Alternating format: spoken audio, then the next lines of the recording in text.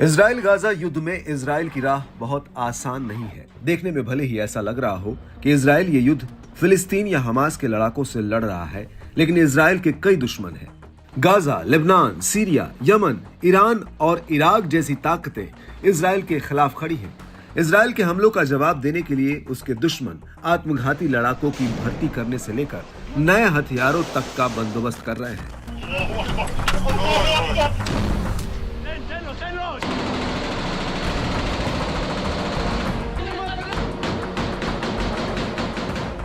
अब हमास के अल कसम ब्रिगेड ने इजरायली सेना पर हमला करने के लिए अपने हथियारों में एक नया रॉकेट RPO-A शामिल किया है। यह रॉकेट रूस द्वारा निर्मित एंटी फोर्टिफिकेशन शेल है। इसे श्मेल नाम से भी जाना जाता है।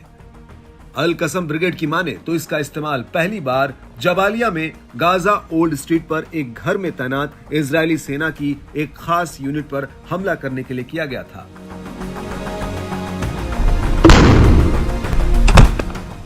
रूस द्वारा निर्मित इस पोर्टेबल रॉकेट की खूबियां जबरदस्त हैं, जो किसी भी युद्ध में बड़ी भूमिका निभा सकती है। आइए जरा इसकी खासियत से आपको वाकिफ कराते हैं। इस पोर्टेबल रॉकेट की अधिकतम रेंज 950 मीटर है। इसकी डायरेक्ट फायर क्षमता 300 मीटर है। यह रॉकेट लॉन्चर युद्ध के मैदान में पैदल सेना के लिए बहुत उपयोगी है। वजन में हल्का होने के चलते पैदल सेना इसे अपने साथ लेकर चल सकती है। इसे कंधे पर रखकर ही अपने टारगेट पर हमला किया जा सकता है। ये दुश्मनों के हल्के बख्तरबंद वाहनों को नष्ट करने में सक्षम है।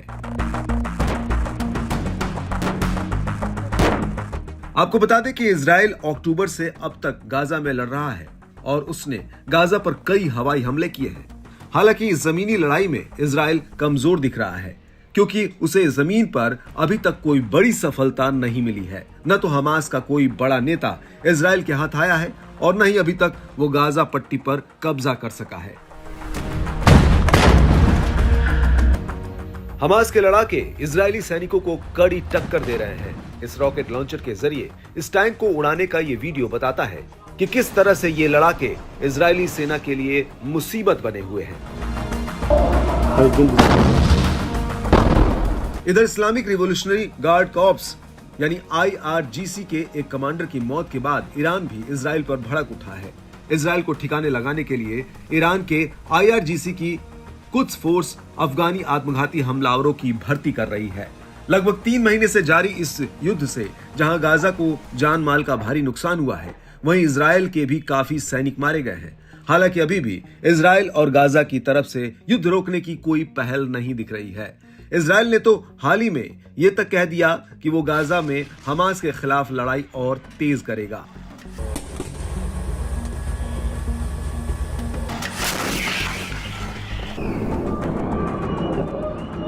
इधर ईरान ने भी अपने कमांडर की मौत का बदला लेने की कसम खाई है। ऐसे में इजराइल के लिए भी ये युद्ध बहुत आसान नहीं है। उसे हूती विद्रोहियों के हमलों से लेकर ईरान तक के हमलों को झेलना है। दूसरी तरफ युद्ध के कारण इजराइल की अर्थव्यवस्था पर भी काफी दबाव बढ़ रहा है।